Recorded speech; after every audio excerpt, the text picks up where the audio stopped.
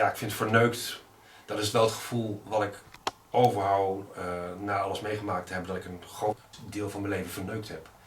Letterlijk en figuurlijk. Dus zowel in de zin van seks als dat het gewoon veel dingen kapot gemaakt zijn.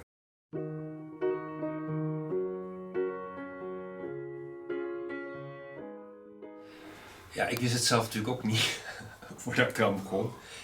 Het leek me heel eng. GEM staat voor Chemical Drugs. En ja, strikt genomen zou het dan alleen maar chemische drugs zijn. Zoals ecstasy, ja, B, GBL, miauw miauw, ketamine. Allemaal dat soort middelen. Het gaat zelfs zover als crystal meth, wat ik trouwens nooit gebruikt heb. Het is ja, een combinatie van feestjes, bijeenkomsten, van in dit geval mannen, die gems nemen, drugs nemen en dan seks hebben. Zo simpel is het.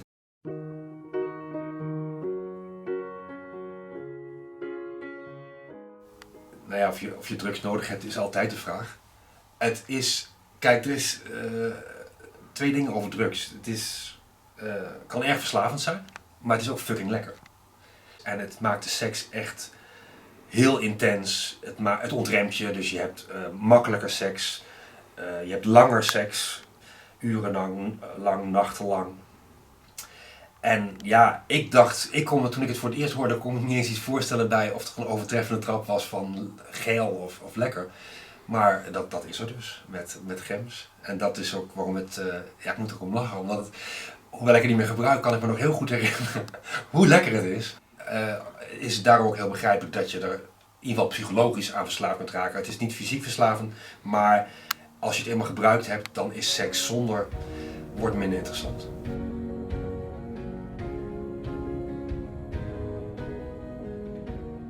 Daar vertel ik ook wel wat over, zeker. Ik beschrijf zelfs een hele uitgebreide seksparty. Maar het is geen boek wat gericht is op dat soort sensaties of zo. Het gaat niet continu over seks. Het gaat zelfs niet continu over drugs. Het gaat juist heel erg over wat het met mensen doet en waarom mensen het nemen. Waarom mensen vluchten in drugs. Waarom het zo moeilijk is om dat te erkennen. Laat staan iemand eruit te krijgen. En daar ben ik tijdens het schrijven ook achter gekomen, ook door te kijken naar waar we vandaan komen, naar je jeugd. Het is gewoon een cliché, maar het is gewoon echt waar. Het heeft toch veel al te maken met hoe het in je jeugd fout is gegaan, of in ieder geval wat je in je jeugd gemist hebt. En waar je tot in lengte van dagen blijkbaar de erkenning voor blijft zoeken, of de oplossing voor blijft zoeken. En die kun je dus zoeken, die moet je zoeken bij jezelf natuurlijk, maar ja, de praktijk is meestal toch dat je die zoekt in de liefde. Of in drugs in dit geval. Sorry for the road that I won't take, for the words that I won't say, for the love that I won't give. Sorry for the heart that I won't show, for the ways that I won't go, for the life that you won't live. Ik was het type jongetje vroeger, ik was het braafste jongetje van de klas. Ik heb tot mijn 44ste nog nooit drugs in mijn handen gehad. Ik heb nog nooit gebloot. En toch ben ik het levende voorbeeld van dat je ontzettend kunt afglijden. Ik ben gevangen geraakt in die wereld. En eigenlijk heeft verliefdheid geen plaats in de wereld van gems. Want de verbinding die je met iemand hebt als je gems op hebt is puur chemisch, is synthetisch.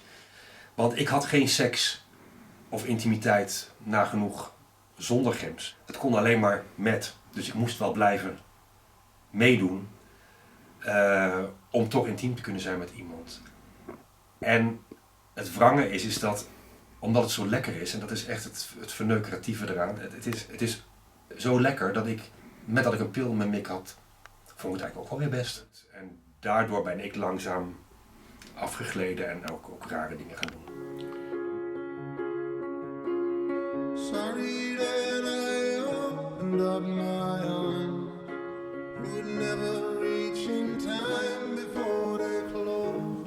Ja, wel en niet. Ik ben van de een op de andere dag gestopt. Ja, je komt er wel makkelijk van af omdat het niet fysiek verslavend is. Maar er hoort een heel wereldje omheen. En dat wereldje wil je niet opgeven, niet missen. Dat heeft ook heel veel leuke kanten, dat is ook gewoon zo. Als je de gems opgeeft, geef je bijna automatisch ook die hele wereld op. En dus ook vrienden, of in ieder geval dat wat ervoor doorging. Of zelfs je relatie. You will forget.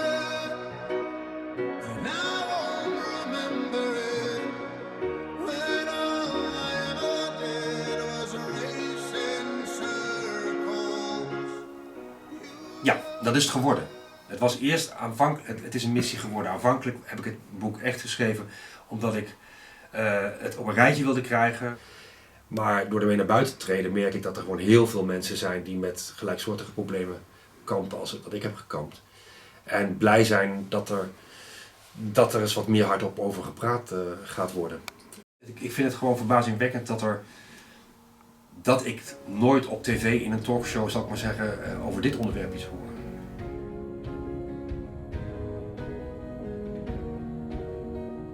Veel mensen die voelen zich goed met drugs en dat voelde ik me een tijd lang ook. En andere mensen in het boek voelen zich daar misschien nog steeds heel erg goed bij. Althans, zo lijkt het. En dat is precies dat is eigenlijk misschien wel wat ik met het boek beoog. Ik wil een tegenwicht bieden. Dus het is geen boek wat tegen drugs is of tegen het gebruik van drugs.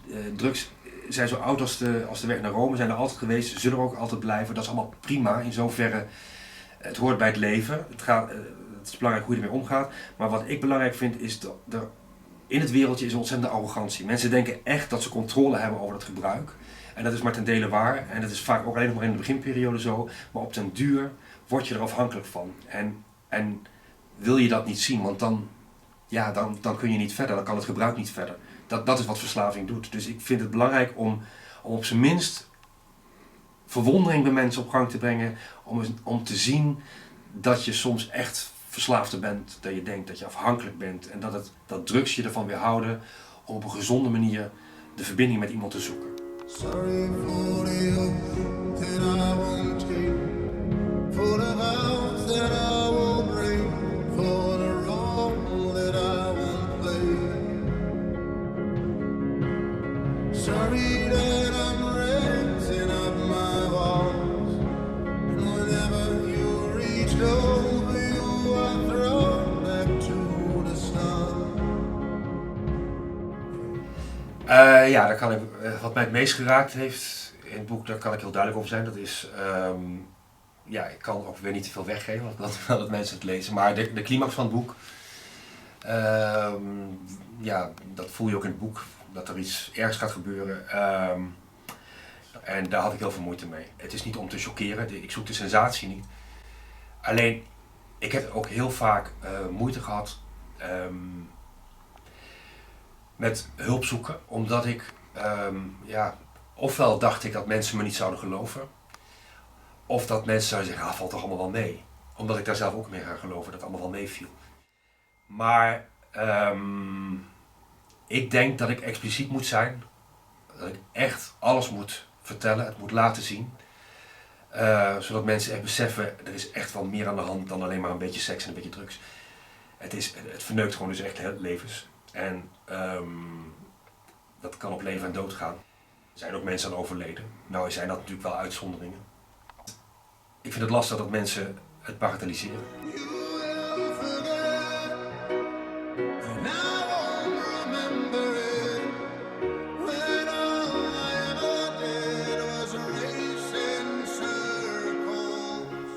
Nou, ik heb in het begin wel zorgen gemaakt over mijn geloofwaardigheid. Niet wat het verhaal betreft, maar toen ik besloot om het te gaan schrijven, dacht ik, je zult zien dat mensen denken, dat is jouw kant van het verhaal en het is heel makkelijk om af te geven op anderen die het fout doen. Daar was ik wel bezorgd over.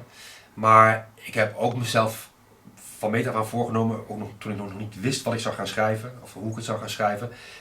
Ik moet eerlijk zijn over mezelf in de eerste plaats. En dat heb ik ook gedaan. Ik kan alleen maar hopen dat mensen dat lezen, dat die geloofwaardigheid er gewoon is, omdat ik zelf oprecht en eerlijk ben geweest in mijn verhaal.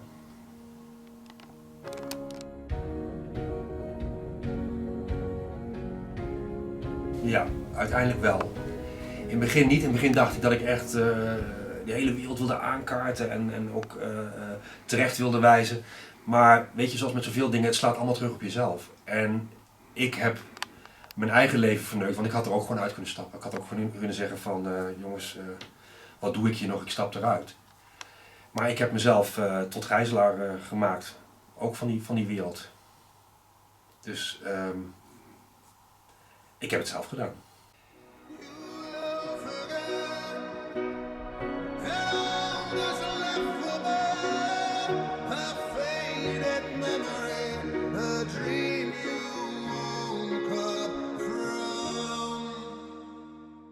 binnen het wereldje, als je ermee bezig bent, is iedereen heel trots op dat hij dit doet. En het is een verrijking van je leefstijl.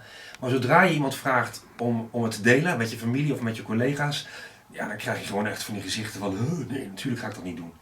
En daar zit wel, dat is wel interessant dat dat gebeurt. Want waarom, als het zo mooi is, als het zo'n verrijking is van je leven, waarom mag de rest van de wereld dat dan niet weten? Ik schaam me er ook voor. Althans, ik heb me ervoor geschaamd, nu niet meer natuurlijk. Ja, het kan niet, alles ligt op straat. Maar ik heb wel gemerkt dat als je er juist wel mee naar buiten treedt, ja, dan kun je ook gaan nuanceren. Van, ben je er dan nog echt zo trots op? Deel het maar met anderen dan.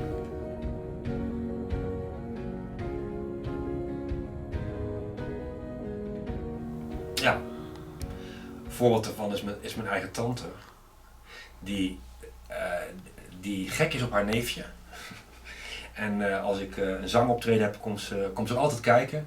En die heel eerlijk tegen mij heeft gezegd van, ik ga het niet lezen, ik wil het niet lezen. En zij is niet de enige, ik heb dat van meer mensen gehoord die zeggen van, ik geloof dat ik het niet wil weten. En dat snap ik wel. Maar dat is misschien ook wel waarom je het dan toch zou moeten lezen. Weet je, ik heb mezelf ook nog voor kunnen stellen dat ik dit pad op ging en dat ik dit allemaal zou meemaken. Weet je, ik was vroeger, wat ik al zei, ook het braafste jongetje van de klas. Maar wat ik wel belangrijk vind, en daar ben ik dus echt niet de enige in, weet je, dit kan iedereen gebeuren. Dat is de essentie van drugs. Het is nooit een argument om, als je er zelf niet mee te maken hebt, om het niet te lezen. Je leest ook boeken over een oorlog die je zelf niet mee hebt gemaakt, of je leest boeken over kanker als je het zelf niet hebt meegemaakt. Je wilt er toch iets van weten en dan is het maar nieuwsgierigheid. En ook omdat ik denk dat alles uiteindelijk natuurlijk gewoon neerkomt op menselijke emoties en op relaties en op liefde. En ja, daar gaat het boek ook gewoon heel erg over.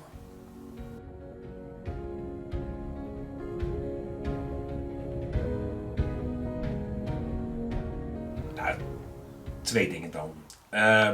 Weet je, natuurlijk is het altijd zo, iemand die een boek schrijft, ik denk dat elke schrijver dat heeft, die vindt zijn eigen verhaal heel belangrijk en dat moet gedeeld worden. En dan is de vraag van, ja, zitten mensen daarop te wachten? Ik hoop dat het ook gewoon een goed boek is. Ik hoop ook dat het gewoon een meeslepend boek is. Dat is wel wat ik heb geprobeerd te doen. Het is een roman, het is in een romanvorm geschreven. Het leest lekker weg. Weet je, het is ook entertainment. Lekker lezen. Neem het maar mee op vakantie, aan het strand, waar dan ook. Maar wat ik ook echt teruggehoord heb, en zoals de meeste homo's, als ze verstandig zijn, elke 3 maanden of elk half jaar doe je een SOA-test. Laat je je controleren op seksueel overdraagbare aandoeningen. Bij de GGD. En ik heb de GGD heel hoog zitten. Ik ging daar elke 3 maanden heen. En behalve bloedtests, urinetests en uitstrijkjes, werden mij ook altijd heel veel vragen gesteld over mijn seksuele gedrag. En ook over drugs, over grams. En ik heb gemerkt dat de GGD dat niet voor niks doet. Zij zien natuurlijk heel veel mensen. En als ik van iemand heb gehoord dat ze het belangrijk vinden dat er een boek als Verneuk komt, dan is het van de GGD. Omdat zij schrijnende verhalen horen van mensen die ook vastzitten. Dus ik denk dat er zeker wel echt een belang te dienen is. Ja.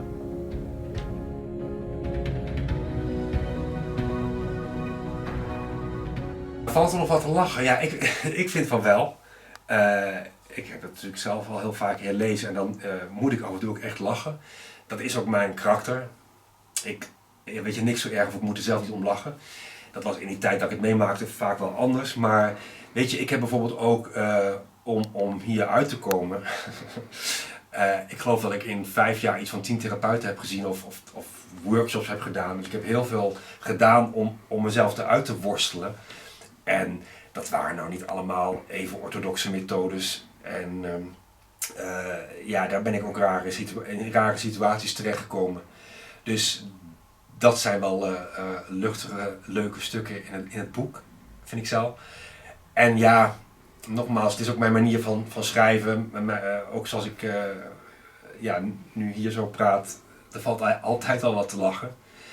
En dat is maar goed ook. Ik bedoel, ik kan soms ook heel erg lachen om de domme dingen die mensen doen, omdat de drugs door moeten gaan. Weet je, de drugs gaan altijd voor. En soms is het heel onschuldig, maar soms is het ook heel wrang.